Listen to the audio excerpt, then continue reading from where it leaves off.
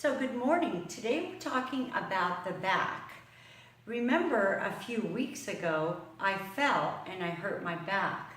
Now I have fallen. How do I go on with my life and what do I do? But before we continue with this, I want to show you what happened.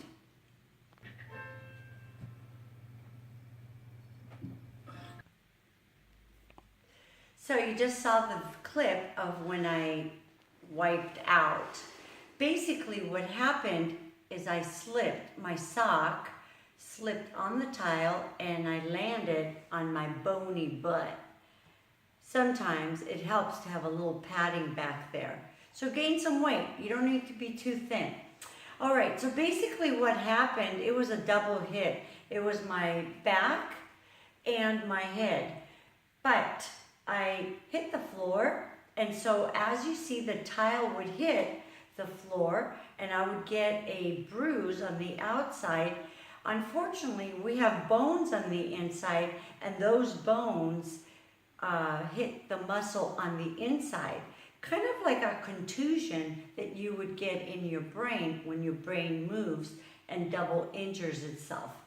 All right, well, what's the significance of that?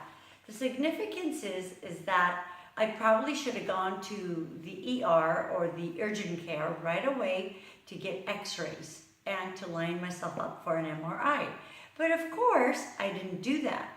Now, what I'd like for you to do, if you sustain an injury like that, first week, as soon as you fall, you need to go and get an x-ray and an MRI. The second thing you want to do is on that same week, is you want to be able to ice. So notice here I have this gigantic ice bag, and pretty much what you want to do is you want to lie on it, and you want to do 20 minutes on. I'm going to sit on it right now because it feels good. 20 minutes on and then take it off and keep doing it back and forth. First week, you want to ice 100% all the time, as much as you can. The third thing that I want you to do is stretch. So even though your muscles are hurt, you want to still stretch. You're going to take your ankle and place it right on your left knee and take your right hand and press away with your right hand on the inner part of the knee. Press down so that you're feeling the stretch and the release on the lower back. To make it a little bit more aggressive, if you can, bring your body forward so that you can really stretch that out. All right, and now we're going to do the other side. Here we go. Again, placing your foot right on your knee. Take your left hand, press away with the left knee, and hold it there. Hold it there for 10 seconds. Fold forward for 10 seconds and do that, and then bring it back.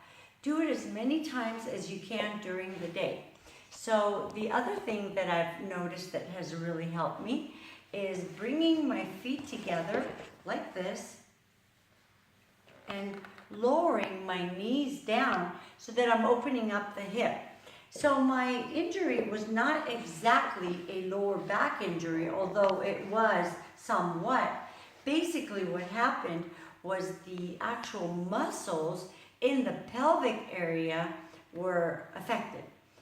When I went to the chiropractor the following week, actually it was 2 weeks, I should have done it the following week, he noticed that my right pelvis, so this part, was anteriorly rotated, and this part of my pelvis on the left side was posteriorly rotated, meaning that my leg on the right side, because of the rotation, was an inch longer, and my leg on the left was an inch shorter, so 1 inch. So basically, I had a torque on my waist. That prolonged my injury. I probably should have gotten that taken care of right away, but I didn't. Again, you know, people in the health industry are the hardest one to get it through their head. Okay, the last thing I want you to do on your first week and throughout your whole recovery is rest a lot. Don't aggravate that muscle. And so now Tomorrow, we're going to talk about what you should be doing on week 2. See you then.